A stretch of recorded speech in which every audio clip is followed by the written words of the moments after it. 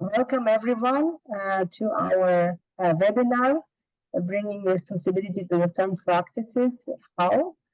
I'm very happy that today we have Vincent Block as a keynote speaker.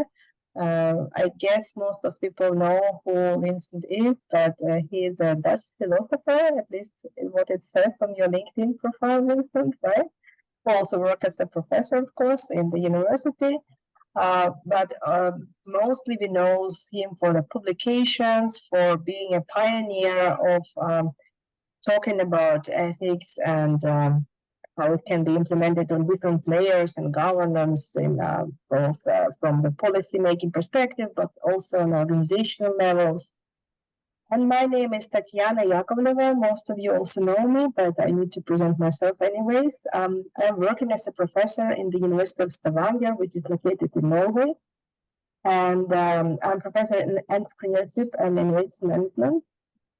And this event is actually wouldn't be in place if you hadn't had support from the International Society for Innovation Professional Management, ISPIM, where me and Ellen, we are leading a special interest group on responsible innovation and focusing on responsible innovation for the firms, for the organizations, and how it can be brought into like a practitioner level. So what are the practices of responsible innovation?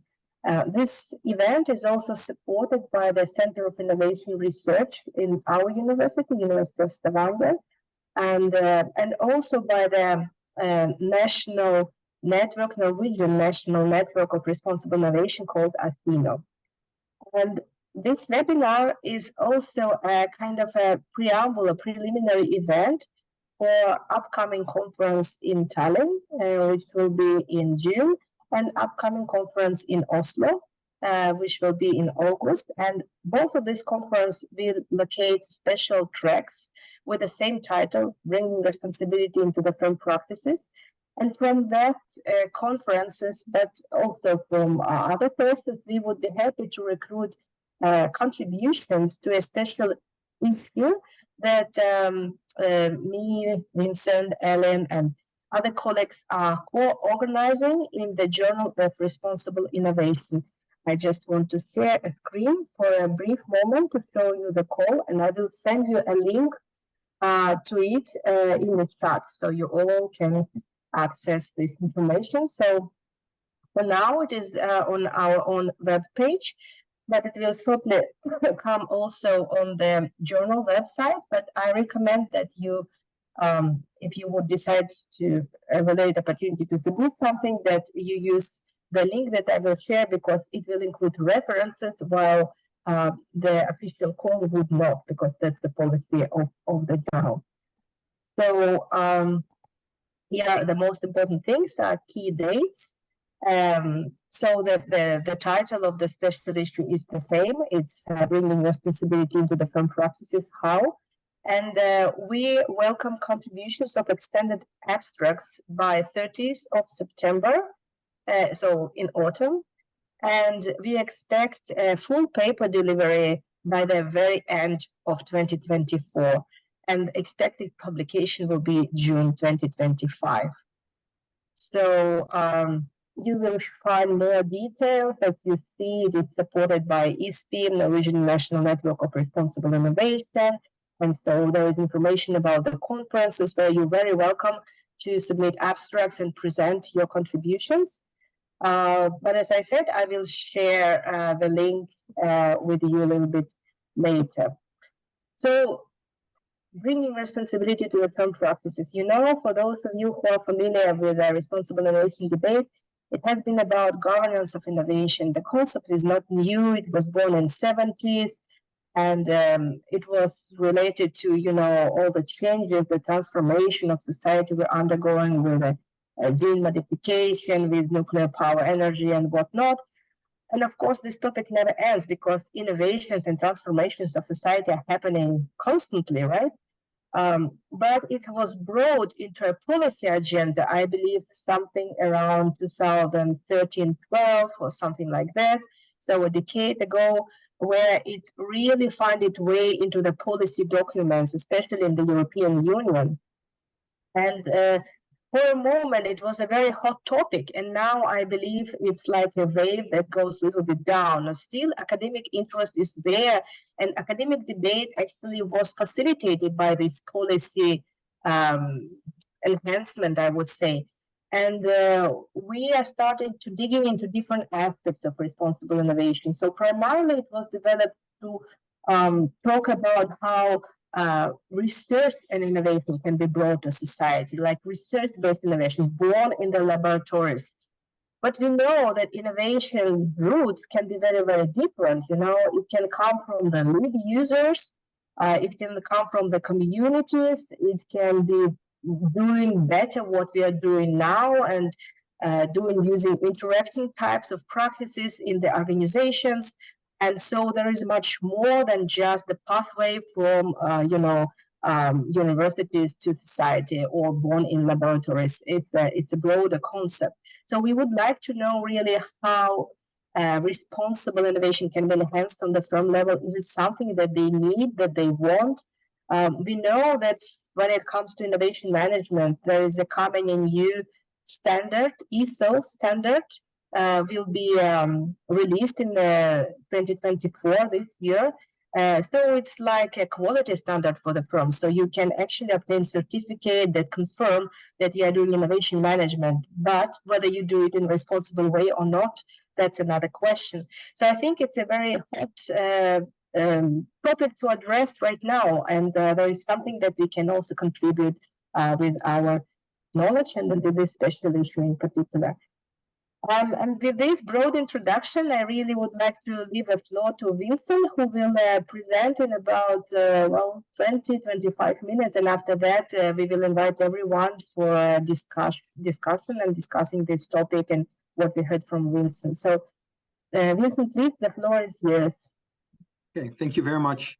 I will share my screen and then check whether you can see it.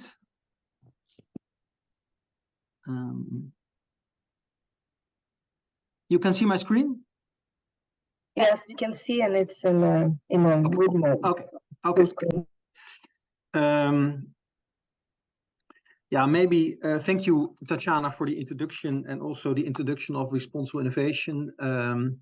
I believe that indeed in the European context, the concept is moving away a little bit, but the urgency for companies to consider responsible innovation, if you look at AI developments and other digital technologies, is really huge. So in this regard, the academic community that emerged around this topic is nowadays so strong that I believe that, or I hope, so to speak, that this will remain. And I'm very delighted by this invitation, because one of the things that is annoying me for already a lot of time is indeed the discrepancy between the notion and the theoretical development around responsible research and innovation and the dirty work that is also done by companies. And they are the primary actors who are involved in innovation. And why is it the case that they are not that often consulted or an area of research?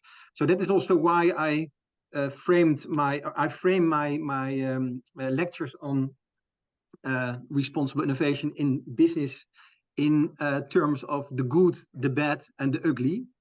And I hope to explain why I did that, but I also tried, because I have only 20 minutes, to sort of provide a sort of overview of what we know already about this topic. So we begin with the good, because we all like responsible innovation, because we are all in favor of sustainability, societal development, ethical, acceptable things, business ethics, all these type of things. And responsible innovation as a concept is really something that can bring our ideal more closely to us. And so by anticipating future impacts, by reflection on the motivations that we have, by including stakeholders, and by acting in a responsive way in our new product developments, we all believe that we can contribute to the common good, also as a research institute or researcher, but maybe also as an R&D company, for instance. Well, the problem is only that there are all kinds of bad guys around as well. And normally also companies are, or R&D companies are often seen as the bad, to the extent that they are involved in all kinds of scandals, lobbying, all that kind of things. So the question is, to what extent can responsible innovation now help these bad guys to become the good? And is it possible to make them the good in a way? And that is, of course, one of the ideals behind responsible innovation. Can we contribute to a more ethical or socially desirable behavior of companies based on responsible innovation?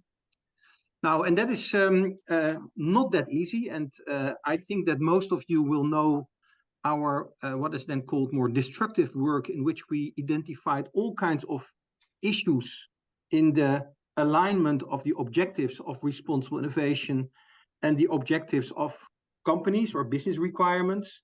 And for instance, there's a lot of talk about transparency. We have to be transparent about our new product development towards stakeholders. We have to include them in everything, while from a competitive perspective, information asymmetries are also guaranteeing a competitive advantage. So the requirement of transparency in a responsible innovation framework and the requirement of information asymmetries from an entrepreneurial perspective are very hard to bring together. And that might explain why it is not that easy.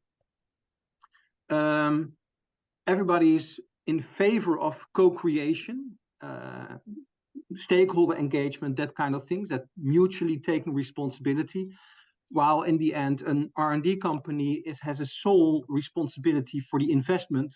And the question is whether, to what extent it's legitimate to expect a company to really broaden up the investment agenda and to involve others in the decision-making process or in the agenda setting. Stakeholder engagement, also a very hot topic. Everybody is in favor of stakeholder engagement, but if you talk with companies, they are afraid of knowledge leakage. Also, they are reluctant to leave the control to others, because if I talk with in an early stage of my innovation process, while I even don't know yet how my product will look like, then I'm reluctant to engage stakeholders in that phase, because that can lead to knowledge leakage. It can lead to losing control, because an NGO can go to the media if they don't agree with my product. So in this regard, there are all kinds of issues that make it difficult for an economic actor to comply with relatively usual requirements from an ROI perspective. And that is why we thought already in 2015 in this paper, we identified why responsible innovation is a naive concept if you apply it in the business context, and why it on the one hand requires from ethicists or philosophers to think about this role of business in society, but on the other hand also from business scholars to take their disciplinary perspective to make more sense, both empirically and theoretically, about how responsible innovation in practice could look like. Now, so I identified now a gap between the ideal of responsibility and the practice of the business environment as we experience them. But at the same time, I don't believe that businesses are the so-called bad guys, as I will show in a moment as well.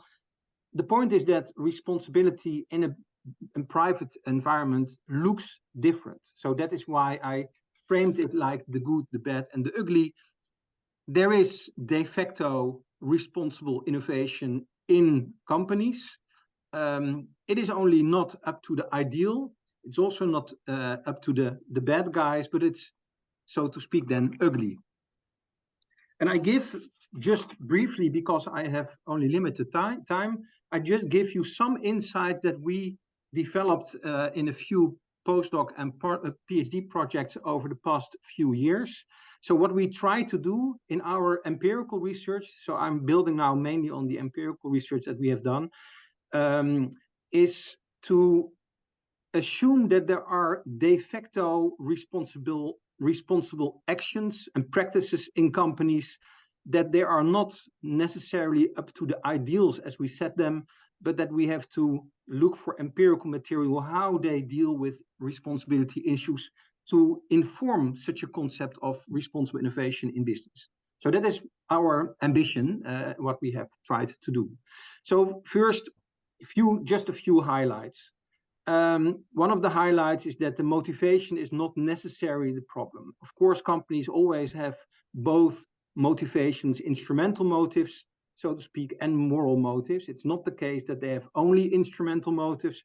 Many companies feel, for instance, large companies like in the food industry where we work in the Netherlands, they feel themselves responsible also for, as a front runner in the sector, for instance, to change the product that they are developing. For instance, we did a lot of research on healthy food and how companies are taking responsibility for lowering salt, sugar, and fat in food products in order to tackle diabetes and obesity type of issues. So that is the type of things that you can think about as moral motivations that companies have.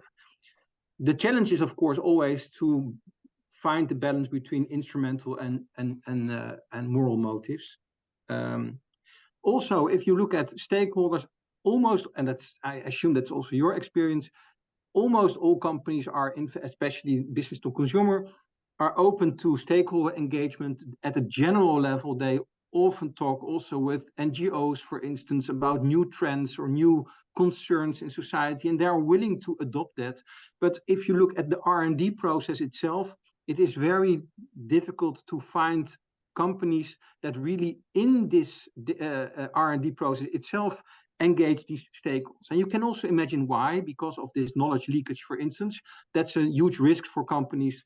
So that is the reason why they are not inclined to do that. And that means that also for responsibility and responsible innovation in the private sector, we have to think through what that can mean if a normal stakeholder process is not available. Also, decision-making processes. So in the responsible innovation literature, people often talk about all kinds of collaborations within the R&D lab about responsibility issues between ethicists and designers. While it turns out that if you ask companies who and what is taking responsibility for decisions to engage in responsible innovation, this is much more at a strategic level than at an operational level or a meso level. So that is also a finding that we have to take into account. And then maybe one of the things that I like in company settings is that there's a strong focus on the operationalization of ethics or responsibility in product requirements. And so if you look at responsible innovation in research, it leads to all kinds of big reports on responsibility and what should take place, while the advantage of a commercial setting is that it only makes sense if we can translate it in a product with product requirements and with tightening product requirements in order to make them healthy, more sustainable, or whatever. So that is the first things that I can share with you. And then a very important thing for especially startups, and also that is maybe if you are interested in entrepreneurship, I was also interested in that in my former life. Then it is also the case that especially in high-tech sectors, that investors are looking whether the owner of the company is in fact a designer or an engineer or is in fact an entrepreneur. And one of the indicators normally is whether this entrepreneur in the end just want to do research or is really willing to bring this product to the market. But also if this entrepreneur is mainly interested in sustainability, for instance, or grand challenges, then it might make, or it can make also investors reluctant to invest because they are primarily interested in the money-making machine. And they see that companies, startup companies in this area of high tech, that there is a risk that there is insufficient attention for the business case, so to speak. So that is why we're also interested in the particular context of entrepreneurs, and we are talking about entrepreneurs in technology startups, in water technology, food technology, these type of areas, and sustainability and energy innovations. And here you see that also, if you look at motivation, the motivation of companies or owners of the companies is not the problem. The grand challenges like climate change is driving many sustainable entrepreneurs to start their business in the first place, but they also experience hindrances to take responsibility. For instance, that the consumer is less interested in the added value of responsibility. It's costing a premium, and customers are not willing to pay for it. They experience that investors are less interested in these type of technologies, or these type of technologies that take responsibility as a key factor, and they have to do it in a different way.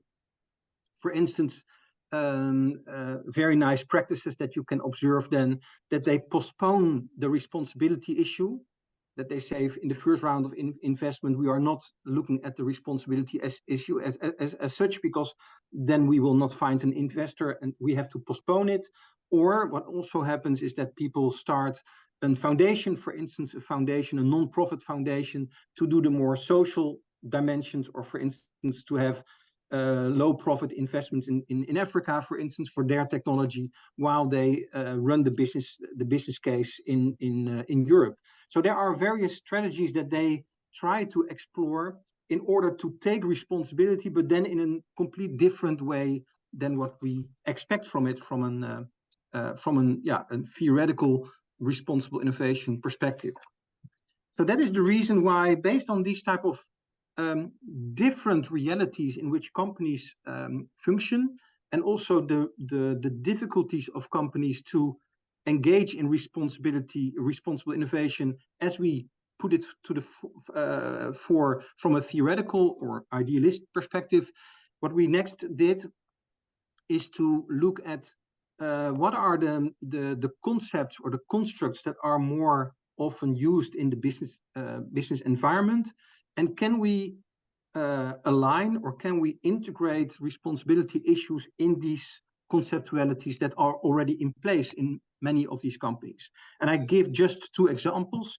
The first one is open innovation, and the second one is absorptive capacity or dynamic capability, topics that we have done a little bit of research on. I'm just watching the time. Wait one moment. I'm okay in time still. So I assume that you are all familiar with open innovation theories. You can imagine that it is possible to, because there is almost no company that is completely innovating on its own. Open innovation is in this regard quite popular also.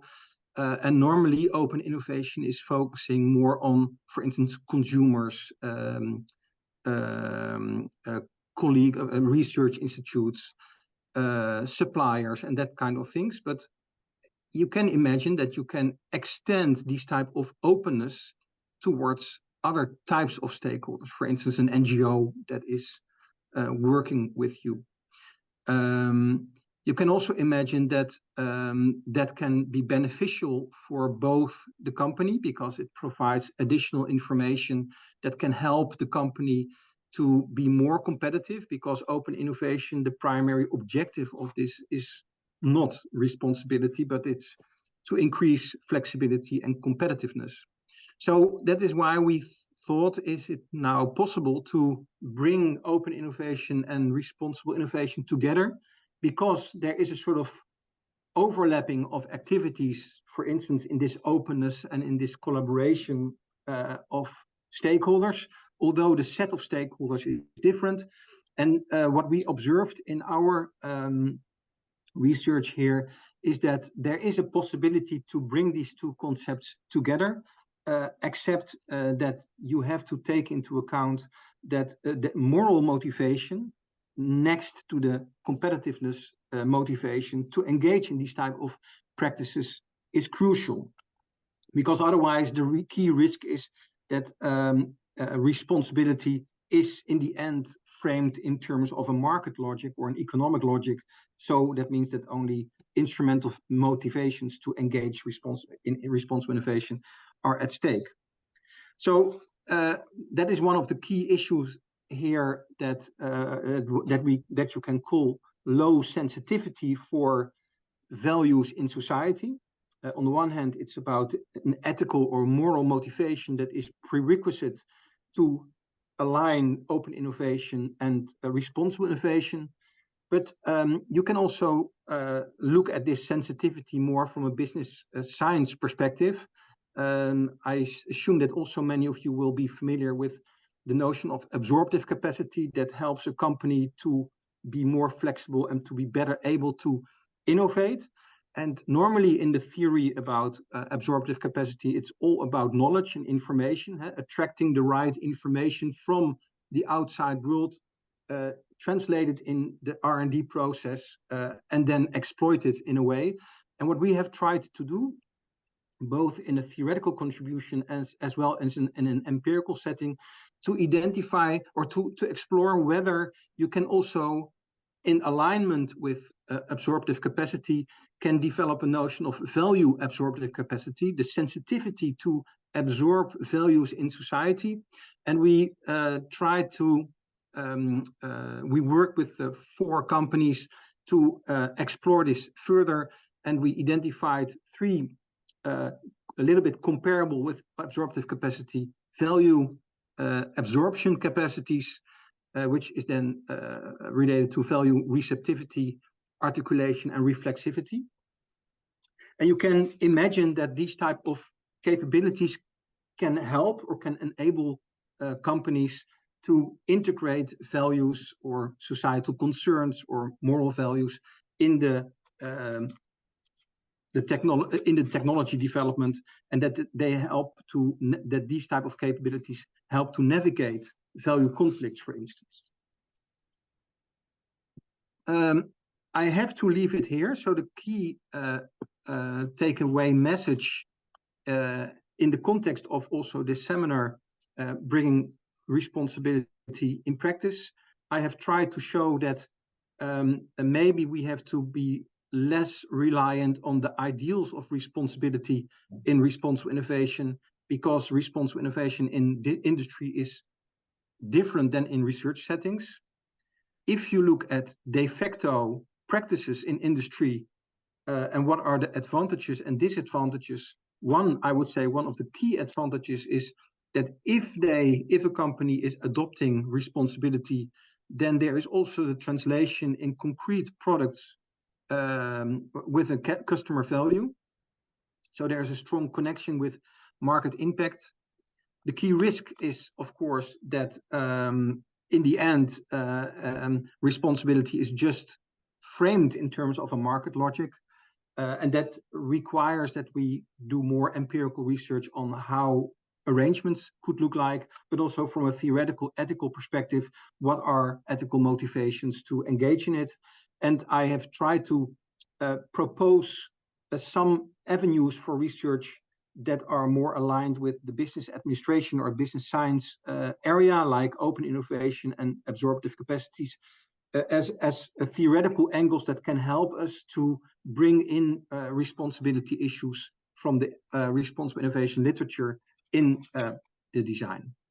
I can send you, these are the references that I used in my presentation. I will send the PowerPoint to Tatjana and she can share it. You can also email me. I have here, I thank you for your attention, but also my team, because I'm just talking here. Most of the work is also done by all these great people that I'm working with. And you can always email me if you want to have more information. Thank you very much. Well, thank you very much, Vincent. It was very inspiring to listen your thoughts and your experience with researching this. I would like then to invite all of us to share a little bit our thoughts and our reflections on your talk. I can see a few hands already were in the air, but then they disappeared. I can see Linnea and Ellen and Giovanni, you raise your hands and then you put back, so I'm not sure. Maybe I'll just give the word to one of you. Yeah, okay. Giovanni is back with his hand, so please.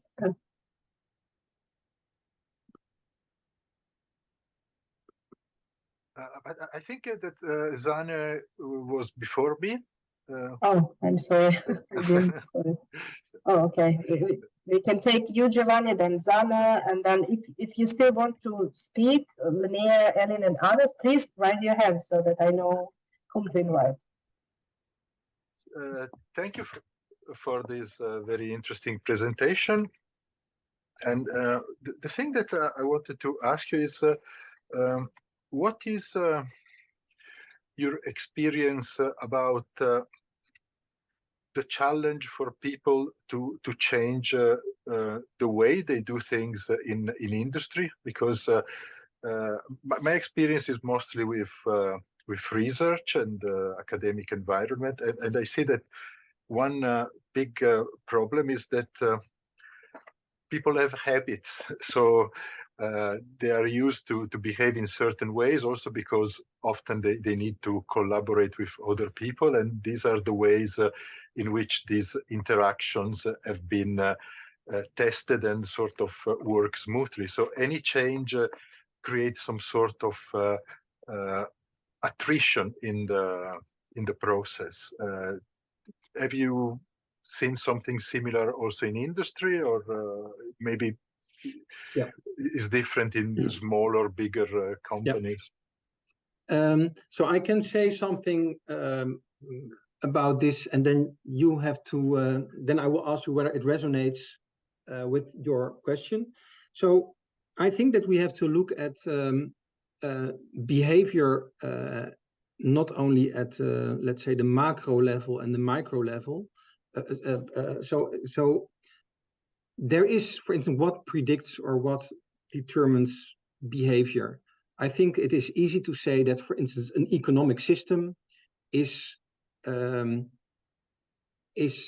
determining partly behavior. For instance, there are vested interests of larger companies, or the example that I gave, we are doing now a responsible innovation in startups EU project. And one of the issues is that investors are reluctant to invest in responsible innovation in industry. This has nothing to do with individual motivations or individual behavior of companies. It has to do with a culture or a system. So I think that if you want to address your question, that you first have to identify, or that you first have to acknowledge that there are systemic barriers that can explain why, for instance, behavior doesn't change. That is at the level of for instance, the vested interest at the meso level, if you look at it from a systems perspective. But you also have an individual level, the level of the business owner. For instance, I did some research on the difference between sustainable entrepreneurs, so entrepreneurs with a clear motivation to engage in sustainability practices, versus normal, regular entrepreneurs.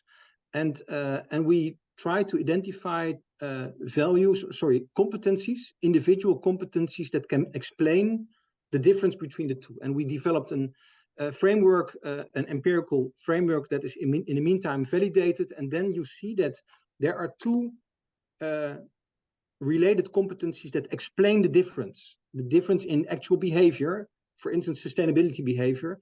And that is, on the one hand, normative competence. So that means, morality, let's say the altruism versus self-interest of agents. And the second one is the combination with what is called action competence, the idea or the ability of an individual to take responsibility. So it's not only about being accountable, having responsibility, but also about taking this responsibility in practice. And so these are the two competencies that explain and predict particular behavior and also behavior change, I can imagine, because that was what your question was about, can be informed by these type of competencies, because we did this with a large data set. So we are pretty sure that these are the two competencies that are at stake. That brings me to the last point, and that's a little bit of a criticism also towards our community, because we have the tendency as researchers to think about information knowledge. More knowledge about, for instance, environmental distress will lead to more sustainable behavior. But in fact, this is not true. You can call this a knowledge or an epistemic bias, so to speak, that we think that knowledge leads to other behavior, while that is not necessarily the case. And then if you look at action competence, it's really behavioral oriented. So if you are interested in changing behavior, look at behavior and not at knowledge. I hope that at least give a little bit of information in the direction that you were looking for. Thank you, Vincent. And Zana, I think it's your turn. Thank you for waiting. Thank you so much. Thank you for the informative presentation.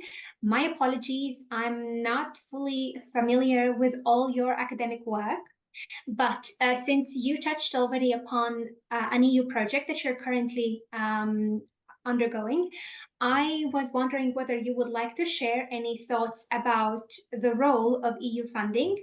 For example, the framework programs that you touch upon in one of your latest articles, co-authored with Monsonis Paya and Inigo, if I pronounce correctly, on participation in monitoring and evaluation. So you touched upon EU projects, and I was wondering whether you see any differences or how EU funding, along with its strings attached, inbuilt in the EU policies, shape, change, or do not shape and do not change firm behavior in terms of responsible behavior and the issues that you highlighted in this presentation. Thank you. Thank you. The nice thing of giving presentations like this, that you always also get questions that you don't expect. And so that you have to improvise, so to speak. So that's the fun part for me.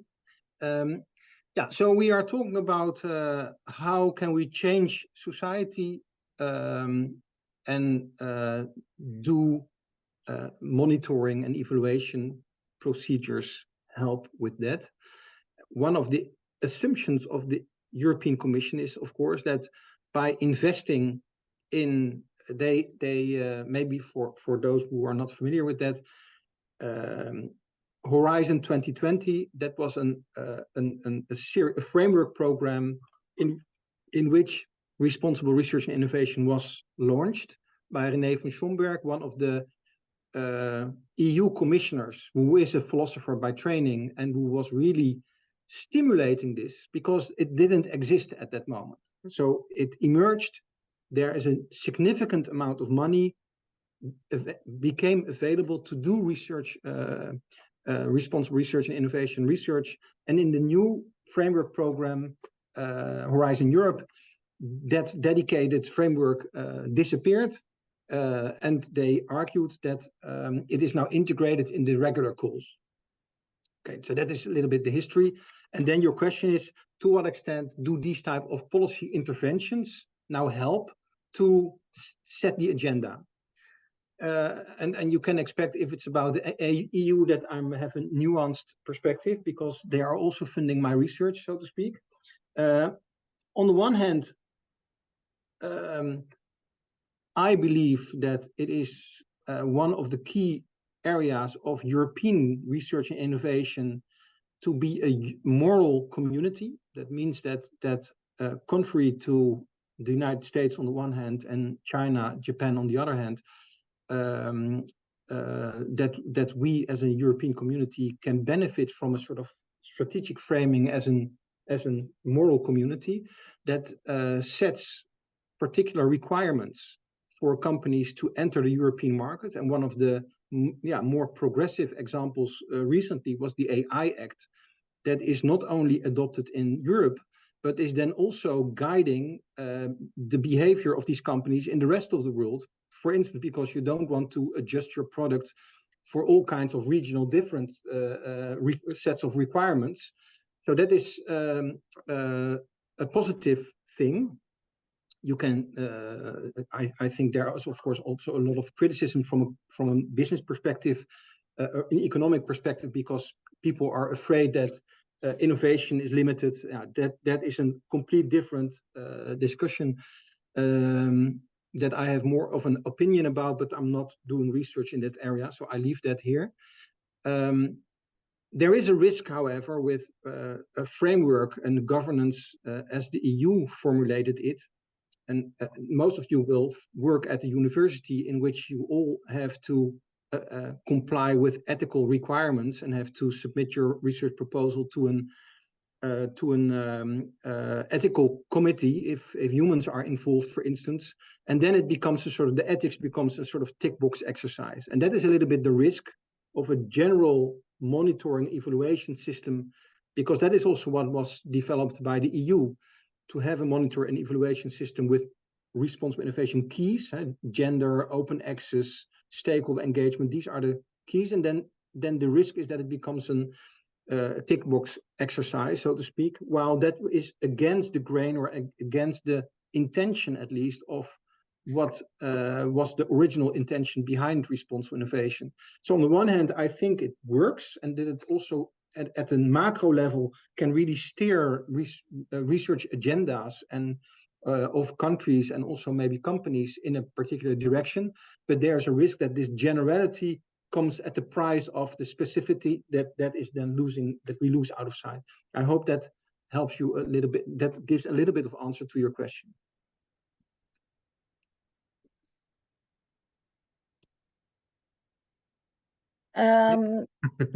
Tatiana, you're muted. Yeah, that's right. Okay, I think Ellen was the first, and then I'm not sure about Gwen, Thomas, and Agatha, who was the first, but we start with Ellen and then we proceed as much as we could within the 15 minutes left. Originally, I clapped my hands, and so that's all the hands you said. But I had some more like comments and thoughts, and maybe you already, your last answers kind of illuminated maybe a lot of these, but I can just say what I had in mind. So when we have worked together, we have on responsible innovation, we have discussed the question, who is responsible for responsibility? Where does this, is it by the companies? Is it by, individuals? Is it by the greater society? And also work with sustainable business models. And there you really, it's easy to see how market pressure is churning away on anything else than, the economical return on investment. And so you really have to, when you, if your responsibility says that induces some more expenses, you really have to, up your revenues on the other side, to otherwise you don't really have a case for your investors. So and that could be a good, goodwill from governments, and also what you said, this understanding of what people value. If people really value what you're doing on the responsibility side, and you can maybe sell it for a premium price, but so I think you pointed to those issues in your last answers, but maybe you can just have I can say a few. Thank you for this point, and I agree with you. So it's a little bit of a dilemma that I faced when I entered this scene of responsible innovation in industry, because you can say, as long, if you, in a very negative way, you can say, as long as profit is the only purpose in life, or profit maximization, then there is only limited room for responsibility. So one goes at the expense of the other. At the same time, I was, and then you can come with an anti-capitalist ideology that to counter that. I was reluctant to go that avenue, except for my more theoretical or philosophical papers, because I'm also an engaged scholar, and I would like to see where can I see pockets of resistance, where can I see avenues for alternatives. So, for instance, we acknowledge this point that you make, and that is valid. So, if you talk about responsibility in industry, then you have to think about the role of politics, for instance, the role of the political system as a rule that makes rules and regulations that safeguard also responsibility and provides the level playing field for companies, and that we have to increase maybe this role of political actors in the current system that we have. But we were interested mainly in our research in the micro level. And for instance, we are interested in, for instance, you have sustainable entrepreneurs, you have social entrepreneurs. They already are hinting at, or they are already trying to develop a business case that is broader than only the profit maximization, that is already adopting other types of motivations, practices. So we were mainly interested in these type of practices to see to what extent it is possible to engage or to involve responsibility in business operations. And that is done at a micro level. That is what we did in the previous years. And nowadays, I'm more moving upwards to this economic perspective. And we are looking at concepts like the purpose economy, for instance, or you have also kind of popular notions like donut economy and that kind of things. Is it possible that if we look at business practices from a different economic perspective, that we then also can think about the integration of responsibility in a better way? And I think that is, for me at least, and that is a personal choice, that is a more progressive avenue for my research team, because then we can also contribute to the changes of practices instead of criticizing the capitalist system only, which is of course valid, but from a research perspective, maybe a little bit less fun for us. Just to comment, no, I totally agree. I think the role of policies should not be forgotten, though, because there is a certain amount of realism here. So, you know, how to make it not something that you just tick. So, but maybe so. One of the discussions that I have a little bit of familiarity with is what is called political corporate social responsibility, because in the political corporate social responsibility, you have on the one hand people who say we have to democratize business processes. That is one version, and you have another version by Michael Aslander, and we are adhering to the same type of argument. No, we have to reinstall the political state as an actor that is also safeguarding responsibility beyond the corporate social responsibility, because that is more effective. But that is a discussion that maybe aligns with some of the people that are here in the group. Thank you for your question. This is really a good point also for reflection as a researcher, what we think is important. Thank you. We proceed then to maybe Gwen. Agatha indicated she was last in the line, so I just take Gwen and Thomas and then Agatha if we have time. Thank you.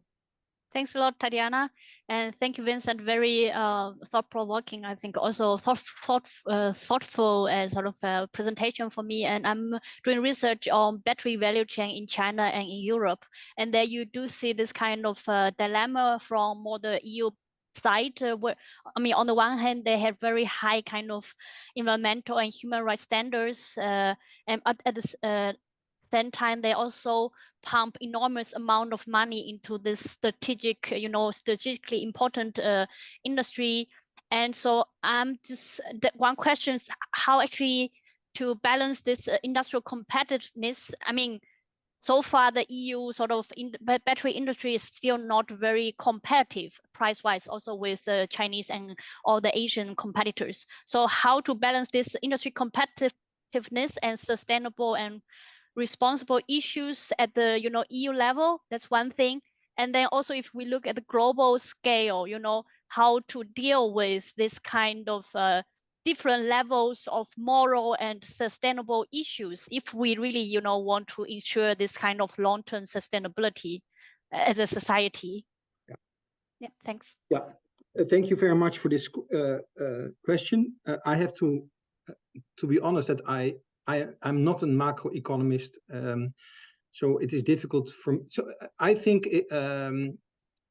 for a long time, also in the responsible innovation and in the EU policies about these type of topics like responsibility, we assumed a global economic system that is interchangeable, and that the new geopolitical reality that we're facing now, that you can think about Taiwan, you can think about Ukraine and Israel, and so that is also a new geopolitical reality that is new for Europe in a way, and that but that perspective, this macroeconomic perspective, is relatively absent till now in the responsible innovation literature, and as far as I know, also in the responsible innovation in industry literature. So in this regard, if you are knowledgeable about this topic, I would really like to read your work, because I think that is very important. One of the things that I can say is that, of course, the criticism of Eurocentrism in this notion of responsibility, who decides what is responsible, and is it not the case that the Western European notion of values and morality is really connected to the individual agent who is autonomous and who has to decide on her or his own, while in other world regions, and we have done a little bit of research on this in Africa, for instance, the social community is, for instance, much more important as a driver for responsibility, for instance. And we have explored, I have one colleague from China who also tried to work on this, that maybe it is even the case that a Chinese or an African perspective on responsibility is helpful to operationalize responsible innovation, because it is not only solely focusing on the market or profit maximization. So in this regard, you can say that on the one hand, you can argue for value plurality. Why is it a particular notion of responsibility that is dominating the whole debate? And is it not possible that responsible innovation in China means something different than in Europe? I can refer you to articles that are written about that are very good. At the same time, you can also say, maybe we as European scholars, I'm a European scholar, maybe we can learn from other world regions how to operationalize responsible innovation, because of these different value systems that are a little bit more open towards other issues compared with the economic objective only. So maybe it's not completely answer to your question, but I hope at least it helped a little bit. Thank you. So, okay, I don't know if you managed both questions in like 4 minutes, but we should try. Thomas, please. I will keep it short. Thomas, I think it's your turn. Okay, thank you. Thank you, Vincent, for an interesting introduction to the subject. I just have a short comment. One of your statements in your introduction was that the key risk of RRI in industry is that innovation practices are framed within the market or economic logic and miss the normative aspects. And in my mind, this is that we are too we could be too much involved in the motives of the corporation management in our research, and we will be interested in profit maximization or whatever direction the corporation want to do, and the normative aspects is something else. But in my mind, it's difficult to see that if we should treat normative aspects as something external to the market, we are missing the point a bit, I think, because so many market developments now, which clearly shows that the market reflects much more than a short-term profit maximization. There are so many long-term market trends now. And one trend is, for example, the transition towards everything as a service. So you rent out many products. And that is related to long-termishness, to say it like that, and also lots of sustainable advantages and moral advantages in a way also, because the quality is best. So if we want to have the most moral, transition within a market area, we should also treat the market as reflecting those norms. So we should try to affect the market, not only impose moral to the market, if you see what I mean. It's not a very specific question, but it's just a comment. No, it's a very interesting comment, and I tend also to agree with you that we run the risk of splitting up economics and morality too much. At the same time, if you look at the neoliberal market economy, that is in fact did disconnect morality. If you look at the theoretical development, that did disconnect the two domains. That is maybe also, if from a more diagnostic perspective, if you see what are the difficulties for companies to engage in responsible innovation, then it can help to distinguish the two concepts, also to identify where are the problems. But you're right. That is also why I refer to practices like social or sustainable entrepreneurs or the purpose economy. And I'm running now a project for the European Commission on the data economy. So the idea is that Europe wants to be the front runner in the data economy, and how can we align the data economy with moral values? And there we take also the service economy as a point of departure to get rid of this distinction, this negativity around market powers, and to include a broader concept of economics, because that is also possible to align sustainability, responsibility in these type of practices. So that is hopefully resonating with what you mean if you talk about service. I think that is the same type of concept that we then talk about. Well, before we proceed to our last question, which I hopefully Vincent have time to answer, I just want to say thank you for everyone. If you have to leave, please don't hesitate to leave. Please look forward for a new invitation. I think we will continue this webinar series around the special issue theme. So you might be looking forward to have one in March, one in April. But for now, thank you for being with us. You can find the link to special issue as well as the first one in our chat. And now, please, Agatha. So, the rest of you, if you have to leave, please feel free to do so. Thank you. So, Agatha, please.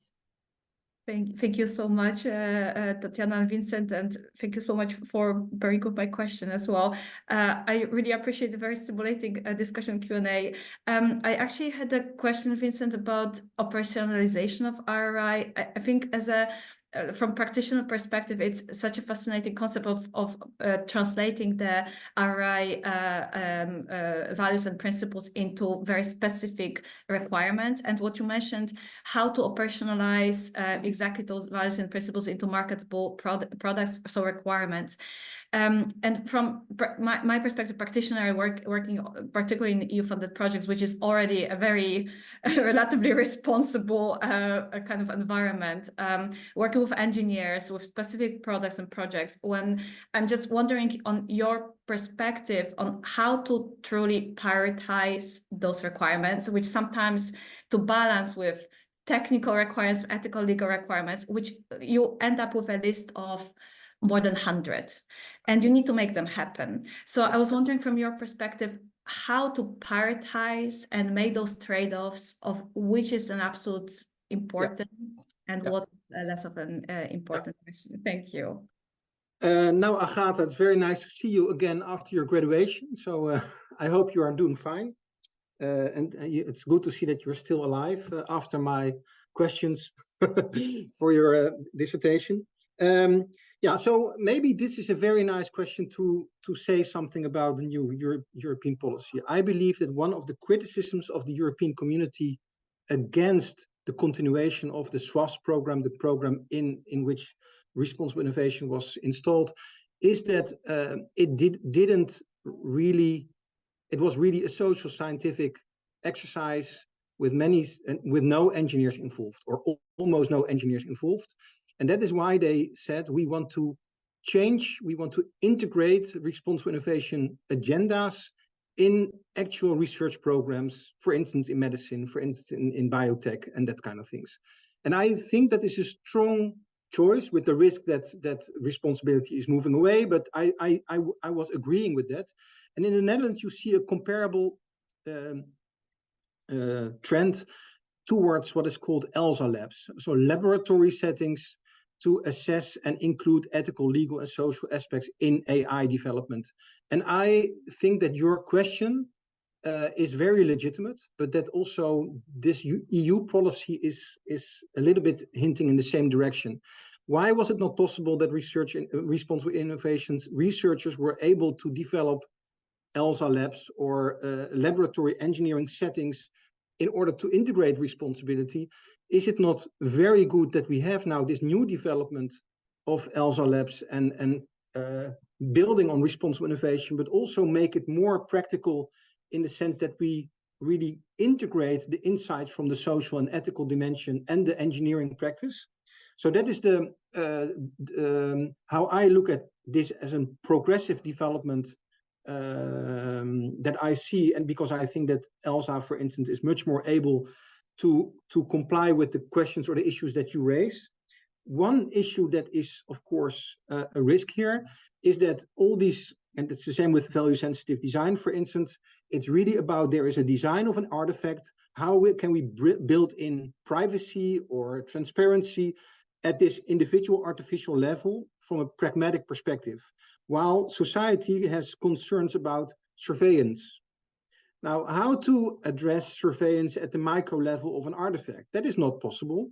So we have to, we also have an ELSA lab in Wageningen, in which we try to take benefit from, for instance, value-sensitive design, responsible innovation, but also to move upwards to this meso-level concerns. Meso-level concerns like power imbalances. How to adopt power imbalances in an artifact? That is not easy.